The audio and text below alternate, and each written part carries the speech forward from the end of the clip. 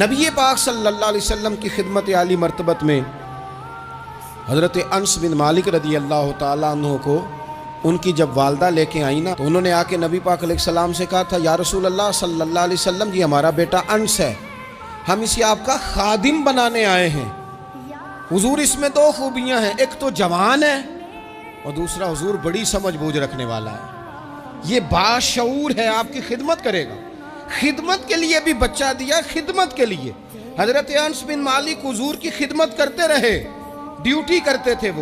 وہ نبی پاک کے گھر میں چھوٹے تھے، کام کاج کرتے تھے، حضور کسی کو بلانے بھیج دیتے، ازواج مطہرات کوئی کام کر دیتی، فرماتے میں آیا تو تھا خدمت کرنے لیکن باشعور تھا، فہم والا تھا، کام بھی کرتا رہتا اور مدینے والے کی حدیثیں بھی یاد کرتا رہتا۔ سینکڑوں حدیثوں کا خزانہ حضرت انس بن مالک نے امت کو دیا ہے۔ میرے نبی پاک صلی اللہ علیہ وسلم نے فرمایا، سیاستہ میں حدیث ہے، فرمایا تم میں سے جو رب سے ملنے کو پسند کرتا ہے نا، جو اللہ سے ملنے کا شوق رکھتا ہے نا، اللہ بھی اس کی ملاقات کو پسند فرماتا ہے۔ تم میں سے جو رب سے ملنے کا شوق